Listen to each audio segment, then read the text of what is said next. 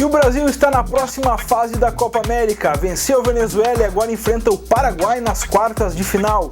E o Grêmio embalou na arena, fez mais uma vítima, dessa vez foi o Palmeiras.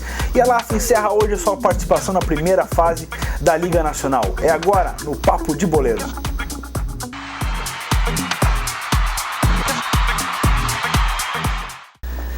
E o Brasil está na próxima fase da Copa América.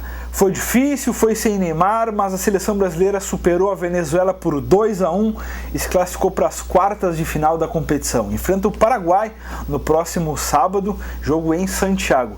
Foi difícil, mas deu, né, Helena? Eu acho que o Brasil foi um time, a gente estava esperando uma atuação um pouco abaixo. No segundo tempo que o Brasil talvez demonstrou um pouco mais de fraqueza pelas mudanças feitas pelo Dunga, né, que encheu o time de zagueiro, mas eu acho que o Brasil conseguiu aí fazer a sua parte e está na próxima fase da competição. Dos males o menor, né? Não é um grande futebol ainda, mas já passamos de fase, porque aí ficar fora para a Venezuela ia ser o resto da descida ao poço. Um time já mais motivado, me pareceu, porque aí, além de... Porque são jogadores que sabem jogar, eles não estão, por acaso, nos maiores clubes do mundo. Eu acho que tem muito também a ver com a motivação. Exato. Eles ficaram campeões da Champions, jogam aqueles baita campeonato lá, é difícil vir e se motivar para a Copa América. Não deveria. Mas são todas as pessoas seleção, que... né? É a seleção, é seu país, mas eles estão todos com a vida ganha. Sim, eles não estão mais preocupados, sabe? Então eu acho que muito tem a ver com motivação. Verdade, falando em motivação aí, Brasil então classificado. Vamos repassar os confrontos das quartas de final, depois do encerramento dos 3 grupos. As quartas de final começam agora no dia 24, me lembro, depois da manhã, né? Hoje é 22, 24. Quarta-feira, então, começa a disputa. O Chile enfrenta o Uruguai. Na quinta-feira, o Peru enfrenta a Bolívia. Na sexta, a Argentina pega a Colômbia. E no sábado, o Brasil enfrenta o Paraguai. A seleção brasileira, então, volta a campo no próximo sábado. Nesse desafio aí, a gente espera, de repente, o Paraguai um pouquinho mais complicado que até agora. O Paraguai que vendeu caro a vitória para a Argentina também, aquela vez, e acabou buscando o empate. O Paraguai, com uma seleção que se mostrou bastante aguerrida, né? Ainda que a qualidade não é... Tem pouca qualidade, mas tem um espírito de seleção, né? É verdade. Então, bem focados. O Paraguai, então, dos 3 jogos, conquistou uma vitória e teve 2 empates. Não perdeu na competição. É uma das poucas seleções aí que não sofreu derrota nessa competição na Copa América. Então tá, estamos na próxima fase, agora é aguardar que o Brasil possa reencontrar o futebol um pouquinho melhor, mais competitivo, para avançar na competição, que agora a gente sabe que encrespou. Ainda falando de campo, no sábado, o Grêmio parece que embalou na arena, fez 1-0 no time do Palmeiras, com um golaço do volante Maicon, e segue na cola do G4, perde apenas nos critérios para o Atlético Mineiro, que ocupa a 4ª colocação no momento. Quem diria? E o Grêmio, hein, Helena? E o Grêmio? Quem diria? Outro caso que eu acho que o ponto mais importante é motivação. Os jogadores não estavam gostando do trabalho do Filipão, e quem trabalha no futebol como a gente sabe que pode ser o melhor grupo do mundo. Se eles resolvem que eles não querem, eles não vão jogar. Não adianta. Eles não vão render. Então acho que aí é mais um modo como o Roger está conduzindo. Eles estão vendo assim o Roger como aquele companheiro. A diferença maior do Grêmio antes e depois de Felipão é a comemoração do gol. O rapaz fez um gol, isso foi uma loucura. Até o Douglas saiu correndo, porque o Douglas não consegue mais correr muito, saiu correndo, e a comemoração assim foi muito efusiva, uma coisa que há muito tempo a gente não via. Então você pode ver que não era só falta de futebol, o time ainda é limitado, mas o Campeonato Brasileiro está um campeonato de times limitados, verdade, né? Verdade. O Atlético, que vem saindo aí, joga um belo futebol. Olha a situação do Flamengo, olha a situação do Vasco. Agora o Vasco vai resolver a vida dele. O próprio São Paulo, né, que era um time que a gente tinha confiança que pudesse assumir a liderança de volta aí, acabou empatando com o Avaí em casa. Sport, Atlético Mineiro. Mas olha, é um campeonato diferente, e aí assim, a gente vê que quem se doar um pouquinho mais já pode fazer a diferença. É verdade. Porque os jogadores do Grêmio não ficaram maravilhosos de um dia pro outro, não, né? não. Não é um futebol brilhante, mas o resultado do Grêmio muito passa pela atuação do goleiro Thiago, né? Mas uma coisa me chamou a atenção, Diogo, toque de bola.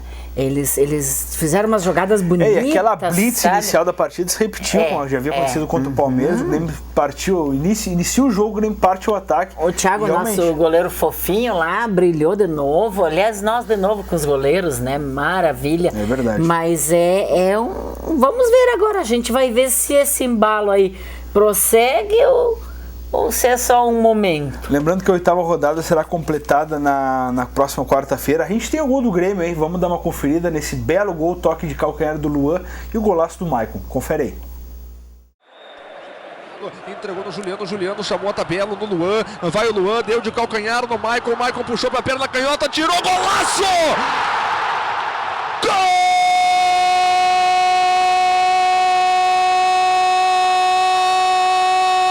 Gol do Grêmio!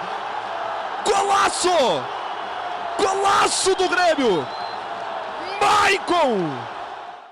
Depois do gol do Grêmio, vamos dar uma repassada nos resultados dessa 8ª rodada. Lembrando que ela começou na quinta-feira com o empate do Inter por 0-0 lá contra o Figueirense. No sábado a gente teve a vitória do Santos no Clássico Paulista contra o Corinthians.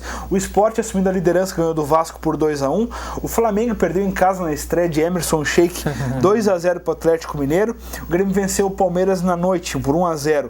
Aí no domingo foi das surpresas, né? Começando com lá às 11 horas da manhã, Chapecoense 1-0 no Cruzeiro dentro do Mineirão. A hora das 11 não fez bem pro Cruzeiro. Depois, continuando aí, no São Paulo, que buscava a liderança da competição, empatou em casa com o Avaí. Gol do André Lima, gol do Avaí, 1-1. O Atlético Paranaense empatou com o Clássico com o Curitiba por 2-2 e o Joinville venceu o Goiás por 2-1. Lembrando que a rodada será completada na quarta-feira com o jogo do Fluminense. Foi bem, eu acho que deu aí mais uma mexida na parte de cima da tabela, né, Helena? Mas os times parece que começam a ficar os mesmos, assim, né? A gente espera que alguma... O próprio Inter, aí, o próprio Cruzeiro estão na parte de baixo. Mas olha aqui, a parte de baixo, a parte zona de baixo lá. Vamos dar uma passada na classificação aqui. O Sport é líder com 18 pontos, seguido do São Paulo com 17, do Atlético Paranaense com 16, do Atlético Mineiro com 14. Com a mesma pontuação vem o Grêmio em quinto com 14 também. O Corinthians aparece na sequência com 13, seguido da Ponte Preta com 13 também, da Chapecoense com 12, do Avaí com 12 e do Fluminense com 11. Virando a página, a gente tem o Cruzeiro na 11ª colocação com 10, seguido do Santos com 10, do Inter na 13ª colocação, apenas o Inter com 10 pontos. Depois vem o Palmeiras com 9 pontos, o Goiás com 9, o Figueirense com 9. Abrindo a zona de rebaixamento, o Flamengo com 7, o Curitiba com 4, o Joinville com 4 e o Vasco com 3. Mas o Vasco agora vai resolver todos os seus problemas, né? Contratou Celso Roth. Tá certo isso? E olha, espero que não seja como acontece com o Grêmio, né? Que acerta, depois só estava palavreado. E aí com a possibilidade do Ronaldinho Gaúcho, que deu tchau lá pros mexicanos de jogar no Vasco. Já pensou? Grandes reforços aí. Nossa. O Vasco aí que pode ter buscar a reação, senão vai cair de novo. Não adianta. No sábado a gente teve também lá no Estádio Olímpico da Univates o teste do Lajadense, primeiro jogo treino dessa pré-temporada, visando a estreia do Campeonato Brasileiro da Série D.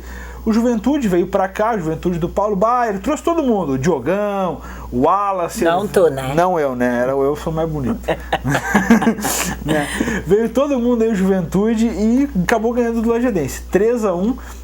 O teste aí para os caras verem que mexer bastante no elenco aí, mandou a equipe inicialmente, a equipe que ele considera titular. No segundo tempo ele fez bastante mudanças, né, mexeu praticamente todos os jogadores e o resultado acabou sendo adverso, mas serviu para dar movimentação. Eu acho que isso é bom, né, Helena? Eu acho que para dar um ritmo a mais de jogo, né, para os atletas. Né? Só treino, não diz de repente engana, né? É bom que jogue, tem um tempo bem bom ainda agora até a estreia, né? Até a estreia, dá para vir que fazer muita coisa. Que você estava de plantão, eu não vi o jogo por outros compromissos, né?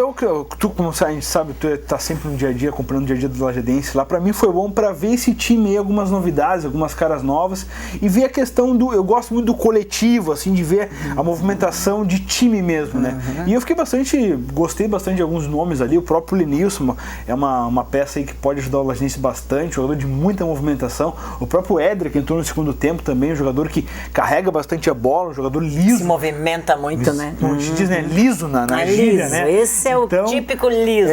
Por exemplo, o Ícaro também, que é o centroavante lá, bastante presença de área, física, exato, né? bom de posicionamento. Grandão, então, né? algumas coisas boas assim o Lajadense mostrou. Zagueiro, Balbinotti. O Binotti também bem, Xerifão. jogador seguro, assim, né? Bastante também questão de posição física, um jogador alto, grande, né? Então a gente acho que tem falta a questão da liga que a gente fala pra ajustar o time assim, de repente, Que é o que a gente vai Mas isso só vai conquistando, né? acontecer com o tempo, com o ritmo de jogo, né? Mas foi um ritmo bastante bom, eu acho que um teste bastante forte pro Lajadense, esse time de Juventude vem Porque aí não adianta jogar também contra um time fraco Exato. e de o repente não ver a o bom realidade. é que veio né? todo mundo, né? Veio o Zulu, veio o Helder, jogador que acabou sendo até pretendido pelo Grêmio depois do Gauchão, veio o próprio zagueiro que a gente falou que é bastante bom, o Pereira estava em campo, o Paulo Baier, que foi um jogador que faz a diferença, então foi bom mesmo, foi uma mistura O de Juventude luxo aí. também está E fazendo. o Juventude também busca a questão da Série C, né? Então, tipo, é um elenco mais qualificado para uma competição que exige um pouco mais. Então foi bom pro Lajadense ver essa questão. Acabou sendo derrotado, mas isso aí é o que menos importa mesmo. O bom é que o Lajadense ganha um ritmo aí para a sequência, até visando a própria estreia marcada pro dia 12 de julho lá em São Paulo contra o São Caetano. Saindo um pouquinho de campo, vindo para as quadras, a LAF no final de semana fez a penúltima partida pela Liga Nacional lá no Paraná. A LAF está em excursão lá pelo Paraná, empatou em 3-3 com o Copa Grill, praticamente tirou as chances de classificação do adversário, que é um adversário forte, já foi vice-campeão brasileiro, e segurou o resultado aí, teve ganhando, teve na frente, acabou cedendo a virada, buscou de novo o resultado. A LAF é uma bela surpresa, né? Nossa, a LAF, para nós já não é mais surpresa, né? Para nós já é uma bela afirmação. A gente que já conhecia mais o trabalho, ela é surpresa para nacional, Para os outros, né? O bom é que os outros não conhecem e ficam ali, né? Ai, a LAF tá estreando. Não, brinca com a LAF. A LAF é poderosa, maravilhoso. Hoje termina a primeira fase. Hoje termina ainda no Paraná, num jogo contra o Umuarama, time da casa. A LAF entra em quadra, já está em quadra na verdade, 19-15 agora, jogando pela última rodada da primeira fase. Ela busca somar mais pontos aí para que possa ser determinante na questão. É quinto, né? Isso, Nossa, é sexto. Sexto, nossa. Isso aí. Então, quem sabe o resultado dessa noite possa estar pulando um pouquinho mais de colocação. Nossa. E até teve um momento da partida de sábado, estava passando a própria Soeva na quinta colocação. Nossa. Então, a Soeva que perdeu no final de semana para esse mesmo Moarama. Então, agora a gente sabe que talvez um teste um pouco mais complicado, mas a LAF já mostrou aí muita força e capaz de reverter resultados adversos aí, sair de quadra com a vitória. Parabéns ao time de Lajeado aí que está fazendo uma belíssima campanha. Poderoso. Todo mundo de bastidores aí que acompanha. Realmente um trabalho a ser elogiado. O nosso tempo está esgotado aqui, a gente volta amanhã com mais um resultado da LAF nessa partida contra o Moarama, projetando o Brasil, quem sabe já contra o Paraguai, falando um pouquinho de dupla Grenal. A gente volta amanhã, um abraço, até mais. Até.